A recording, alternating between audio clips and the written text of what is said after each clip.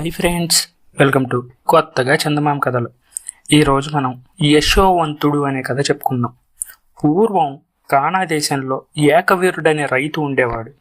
వాడికి 2 భార్యలు.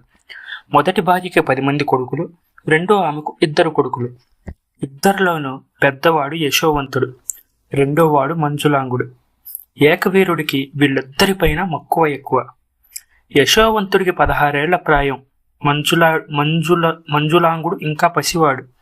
యశోవంతుడికి సవతి అన్నలంటే గౌరవం. వాళ్లకు మాత్రం యశోవంతుడంటే అస్సలు పడేది కాదు. యశోవంతుడు ఒకరోజు తనకు వచ్చిన ఒక కలను గూర్చి అన్నలతో చెప్పాడు. ఉన్నది ఉన్నట్లు చెప్పగానే మూర్ఖత వల్ల వాళ్ళు అపార్థం చేసుకుని పగపూనారు. ఇలా ఉండగా ఏకవీరుడి మైదానంలోని పచ్చిక పూర్తిగా వచ్చింది. అందువల్ల పెద్ద కొడుకులు 10 మందిని పిలిచి, పశువుల్ని తోలుకొని మీరు మరో మైదానికి వెళ్ళండి, ఇక్కడ గడ్డి సీదాగా అయిపోవడంతో మేము బయలుదేరి వస్తాం అని చెప్పి పంపాడు. వాళ్ళు 10 మంది వెళ్ళి ఒక కొత్త మైదానంలో మకాం వేసి పశువుల్ని మేపుకుంటున్నారు. తండ్రికి మాత్రం వర్తమానం ఏమీ తెలియజేశారు కారు. వాళ్ళ కబురేమీ తెలవకపోవడం వల్ల ఏకవీరుడు ఒక రోజున యశోవంతుని పిలిచి, అన్నలు ఎక్కడున్నారో చూసిరా నాయనా అని పంపాడు. యశోవంతుడు బయలుదేరి వెళ్ళాడు. వాణ్ణి చూడ్డంతోనే అన్నలు చుట్టుముట్టేసి, ఏమిరా వచ్చావు, కొత్త కళ్ళేమైనా కన్నావా, మాకు ఓ కల వచ్చింది విను, వంటింట్లోకి కుందేలు వచ్చిందంట, నువ్వు మా దగ్గరికి వచ్చావంట, నిన్ను మేం కట్టేసి తెల్లవారేలోపుగా ఇలా చంపేశావంట అని చెబుతూ బలవంతాన వాణ్ణి బంధించి చంపుదామని మోసుకుపోయారు. వాళ్ళకి దారిలో బానిస వర్తకులు ఎదురయ్యారు. ఆ వర్తకుల్ని చూసేసరికి వాళ్ళకి, వీడిని చంపేస్తే ఏం లాభం, బానిసగా అమ్మేస్తే సొమ్ము వస్తుందే అని తోచింది. అప్పుడు వాళ్ళు ఆ బానిస వర్తకుల్ని నిలబెట్టి యశోవంతుణ్ణి 20 మొహరేలకి అమ్మేశారు. వర్తకులు యశోవంతుడి 2 చేతులకి తాళ్లు కట్టి ఈడ్చుకుపోయారు. ఈ వర్తకులు యశోవంతుణ్ణి మైనాక ద్వీపానికి తీసుకుపోయి అక్కడ రాజుకు బానిసగా అమ్మేశారు. ఆ రాజుకి కూడా ఒకప్పుడు చిత్రమైన కల వచ్చింది. పచ్చిక బయలు, పక్కన నది. ఆ నదిలో నుంచి వరుసగా 7 ఆవులు పైకి వచ్చి బయలులో విచ్చలవిడిగా మేస్తున్నాయి. అవి బాగా బలిసి పుష్టిగా ఉన్నాయి. మరి కాసేపటికి ఆ నదిలో నుంచే మరో 7 ఆవులు ఆ మైదానంలోకి వచ్చాయి. ఆ 7 ఆవులు 7 పొదుగులే లేక ఎండిపోయి ఉన్నాయి. ఆ బక్క ఆవులు 7 చేరి మొదట వచ్చిన పుష్టిగోవులు 7ంటిని మింగేశాయట. ఇది రాజుకు వచ్చిన కళ. రాజు జ్యోతిష్యుల్ని రప్పించి అడిగాడు. ఎన్ని శాస్త్రాలు తిరిగేసినప్పటికీ కళ అర్థం పండితులు ఎవరూ చెప్పలేకపోయారు. చివరికి యశోవంతుణ్ణి అడిగారు. అతడు, ప్రభు, మీకు వచ్చిన ఈ స్వప్నం చాలా చిత్రమైనది. దీని ద్వారా భగవంతుడు మన రాజ్యానికి రాగల భవిష్యత్తును గురించి సూచించాడన్నమాట. మొదట వచ్చిన 7 పుష్టిగల ఆవులు రాబోయే 7 సంవత్సరాలు. ఈ 7 సంవత్సరాల్లో దేశంలో పుష్కలంగా పంటలు పండేస్తాయి. తర్వాత 7 సంవత్సరాల్లోనూ గొప్ప కరువు పట్టబోతోంది. ఎలా అంటే, మొదట వచ్చిన పుష్టి ఆవులనగా సుఖం, ఆ సుఖాన్నంతటిని తర్వాత వచ్చిన కష్టం కబలించి వేస్తుంది. కాబట్టి మనం జాగ్రత్త పడాలి అన్నాడు. కలవరపాటుతో చక్రవర్తి, యశోవంత, నేను పడవలసిన జాగ్రత్త ఏమిటో అది కూడా నువ్వే ఆలోచించి చెప్పు అన్నాడు. అప్పుడు యశోవంతుడు బాగా ఆలోచించి, రాజ్యంలో పండే తిండి గింజలను వీలైనంత వరకు ప్రభుత్వం నిల్వ చేయాలని, ప్రజలు పొదుపుగా వాడాలని చెప్పి ఇందుకు అవసరమైన కొన్ని చక్కటి సూత్రాలు కూడా సూచించాడు.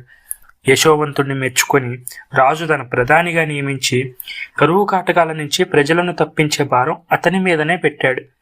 అక్షరాల యశోవంతుడు చెప్పినట్టే జరిగింది. మొదట అపరిమితంగా పంట పండింది. ప్రజలు తిన్నంత తిని మిగతాది పారైపోయారు. కానీ యశోవంతుడు ఒక్క గింజ కూడా వృధా కానివ్వలేదు. ప్రజల తిండికి ఎంత కావాలో అంత మాత్రమే ఇచ్చి మిగతా అంతా రాజుగారి గాదెలలో నింపి నిల్వ చేశాడు. 7 సంవత్సరాలు సుభిక్షంగా ఇట్టే గడిచిపోయాయి. ఆ వెనక కరువు దాపురించింది. ఆకలితో ప్రజలు హాహాకారాలు మొదలెట్టారు. యశోవంతుడు అందరికీ ధైర్యం చెప్పి అనేక విధాల సాయం చేస్తూ వచ్చాడు. ఈ కరువు చుట్టుపక్కల ఉండే అన్ని దేశాలకి వచ్చింది. అయితే వాళ్ళెవరూ ముందు జాగ్రత్త ఎంత మాత్రమూ పడలేదు. మైనాక ద్వీపంలో ధాన్యం నిలువ ఉన్నాయని తెలవడంతో అంతా అక్కడికి వెళ్లి యశోవంతుణ్ణి ప్రాధేయపడ్డారు. అందరికీ లేదనకుండా ఇవ్వగలిగాడు యశోవంతుడు. యశోవంతుడి జన్మభూమి అయిన కానాన దేశం నుంచి కూడా ధాన్యం కోసం ప్రజలు సంచీలు పుచ్చుకు వచ్చారు. ఆ వచ్చిన వాళ్లలో అతని సవతి అన్నలు కూడా ఉండడం జరిగింది. ఏకవీరుడే వాళ్ళని పంపాడు. అయితే మంజులాంగుణ్ణి మాత్రం పంపలేదు. ఎందుకంటే యశోవంతుడు చనిపోయాడు అని వాళ్ళు అనుకుంటున్నప్పటి నుంచి ఏకవీరుడు కడసారి వాడైన మంజులాంగుణ్ణి నిమిషం కూడా విడిచి ఉండేవాడు కాదు. సవతి అన్నలు యశోవంతుణ్ణి ఆనవాలు పట్టలేకపోయారు. అతడి పాటికి ఎక్కడో చచ్చిపోయే ఉంటాడని వాళ్ళ తలంపు. యశోవంతుడు మాత్రం అన్నల్ని ఇట్టే ఆనవాలు కట్టేశాడు. వాళ్ళు 10 మంది కలిసి, ప్రభు, గింజలు లేక మాడిపోతున్నాం, సొమ్ము తెచ్చాం, మా ప్రాణాలు నిలబెట్టండి అంటూ అతనికి సాష్టాంగపడ్డారు. విధి విధానానికి ఆశ్చర్యపోతూ యశోవంతుడు క్షణంసేపు వాళ్ళకేసి చూస్తూ అలాగే ఉండిపోయాడు. వాళ్ళు పరాయి దేశస్థులు కావడం చేత వారిని అనుమానిస్తున్నట్లుగా నటించాడు యశోవంతుడు. అందుకు వారు, మహాప్రభు, మీరు ఏ ఒట్టు పెట్టుకోమంటే ఆ ఒట్టు పెట్టుకుంటాం. మేము గూఢచారులం కాదు, కానాన దేశపు రాజైన ఏకవీరుడి కుమారులం. అసలు మేము 12 మందిమి. మా తమ్ముడిద్దరిలో ఒకడు పోయాడు. రెండోవాడు మంజులాంగుడు అనేవాడు మా నాయన వద్దనే ఉన్నాడు. నమ్మండి ప్రభు అని శతవిధాల గోలపెట్టారు. యశోవంతుడు కోపం నటిస్తూ, నమ్మను. ఆ మంజులాంగుడు ఎవరో తీసుకొచ్చి నాకు చూపిస్తేనే నమ్ముతాను. అంతవరకు మీలో ఒకడు మా రాజ్యంలో ఖైదీగా ఉండాలి. మీలో తక్కిన 9 మందికి ధాన్యం ఇప్పిస్తాను, తీసుకుపోండి అన్నాడు. చేసేది లేక అన్నలు తమలో ఒకని తాకట్టుగా వదిలిపెట్టిపోవడానికి ఒప్పుకున్నారు. రాజభటులు వాళ్ళ సంచుల నిండా ధాన్యం నింపారు. మూతులు బిగించే ముందు వారు చెల్లించిన సొమ్ము కూడా వాళ్ళ సంచిల్లోనే పెట్టేసి కట్టేశారు. అది యశోవంతుడి ఆజ్ఞ. అన్నలకి ఈ సంగతి తెలియదు. ఆ 9 మంది బస్తాలను గాడిదల మీద ఎక్కించుకుని పోయి దారిలో వాటికి దాణా పెడదామని సంచులు విప్పేసరికి సొమ్ము కనబడింది. ఇది చూడగానే వాళ్ళు కంగారు పడ్డారు. తాము చెల్లించిన సొమ్ము మళ్లీ తమ సంచిల్లోనే ఉండిపోవడం పొరపాటేమో. మొదటనే రాజు తమను అనుమానించాడాయే. అందుకు తోడు ఇలా జరగడం వాళ్ళని మరింత కలవరపరిచింది. సరే కాని మళ్ళీ ఎలాగో రావాలి కదా, అప్పటికి పరిస్థితి ఎలా మారుతుందో చూసుకుందాం అనుకుని సాగిపోయారు. ఇంటికి చేరుకోగానే జరిగిందంతా వారు తండ్రితో పూసగుచ్చినట్టు చెప్పారు. వీళ్ల మాటలు వినగానే ఏకవీరుడికి దుఃఖం పొంగి పొరలి వచ్చింది, కోపమూ వచ్చింది. 10 మంది కలిసి ఆనాడు యశోవంతుణ్ణి క్రూర మృగాల వాత పడేశారు. ఇప్పుడు కడసారి వాణ్ణి కూడా తీసుకుపోతారా? ముందుగా నన్ను చంపి మరీ వాణ్ణి తీసుకుపోండి అన్నాడు ఎంతో ఆవేశంతో. ఆనాడు యశోవంతుడికి తాము చేసిన అపచారానికి వడ్డీతో సహా శాస్తి జరుగుతుందని వాళ్ళలో వాళ్లే కుమిలిపోయారు. నాయన, జరిగిందేదో జరిగిపోయింది. నీవు ఆ విషయాలన్నీ మర్చిపోవాలి. లేదంటే అక్కడ ఉండిపోయిన తమ్ముని విడిపించుకురావాలా? ముందు మనకు ధాన్యం కావాలా?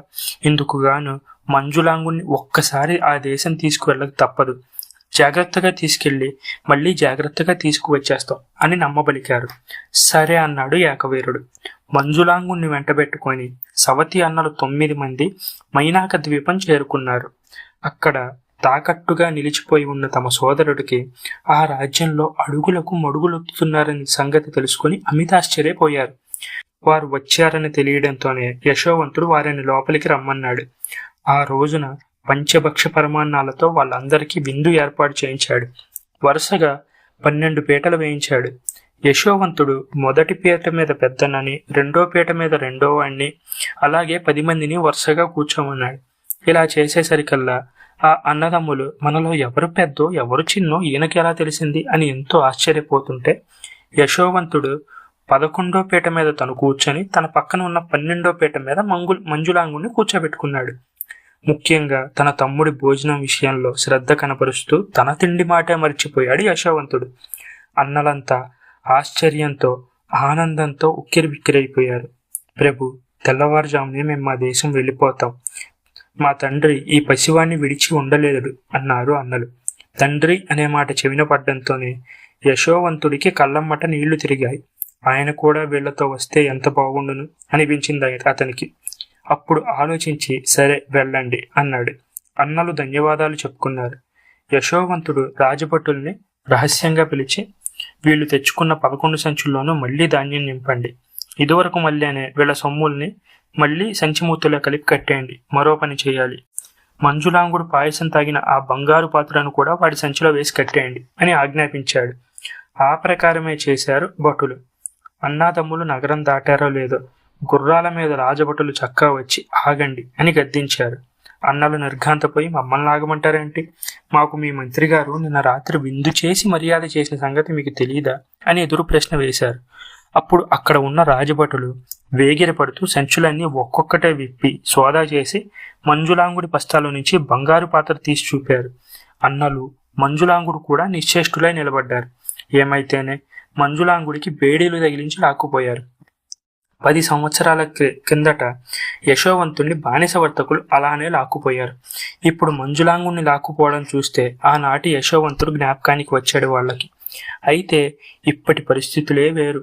నాటికి మళ్ళీ ఇప్పుడు వాళ్ళు మంజులాంగుణ్ణి వదిలిపోవడానికి ఎంతమాత్రం వీలు లేదు. అందుచేత 10 మంది వాడి వెనకాలే పరుగులెత్తారు. వెళ్ళి యశోవంతుడి పాదాలపై పడి, ప్రభు, బంగారు పాత్ర మా వాడి సంచిలోకి ఎలా వచ్చిందో మాకు తెలియదు. వీడు కక్కుర్తి పడేవాడు కాదు. తమరు ఆలోచించండి, తర్వాత మీ దయ అంటూ ప్రార్థించారు. అప్పుడు యశోవంతుడు, మీరు వెళ్ళిపోవచ్చు. దొంగ సొత్తుతో దొరికాడు కనుక వీణ్ణే శిక్షిస్తాను. దక్కిన వాళ్లతో నాకు పని లేదు అన్నాడు.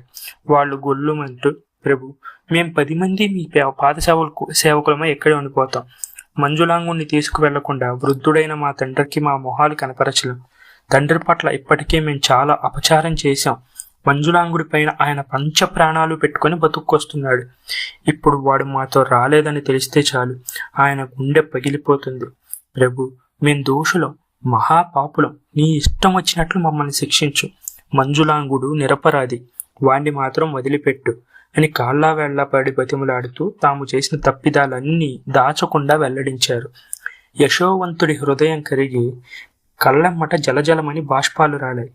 భటులందరినీ వెళ్ళిపోమ్మని సైగ చేశాడు. వాళ్ళు విస్తుపోయారు. మంజులాంగుడు మట్టుకు అన్నను పోల్చేసి పోయి గట్టిగా చుట్టబెట్టుకున్నాడు. అప్పటికీ గుర్తించలేకపోయారు తక్కిన అన్నదమ్ములు. యశోవంతుడు తన మంత్రి వేషం విప్పేసి మామూలుగా కనిపించేసరికి అప్పుడు కనిపెట్టగలిగారు వాళ్ళు. సిగ్గుతో బిక్క చచ్చిపోతున్న అన్నలను యశోవంతుడు ఓదార్చి గతం మర్చిపోమన్నాడు. నిజానిజాలు వెల్లడి అయ్యాయి. ఏకవీరుడు తక్కిన అందరూ ఇక్కడికే వచ్చేసి సుఖంగా ఉంటున్నారు. చిన్ననాడు యశోవంతుడికి వచ్చిన కళ ఈ విధంగా ఫలించడంతో అందరూ విస్మయం పొందారు. ఈ కథ మీకు నచ్చితే దీన్ని లైక్ చేయండి, మీ ఫ్రెండ్స్ అందరికీ షేర్ చేయండి. అలాగే మీకు ఒకవేళ ఏదైనా ఫీడ్బ్యాక్ ఉంటే ఆ ఫీడ్బ్యాక్ కామెంట్ బాక్స్లో చెప్పండి.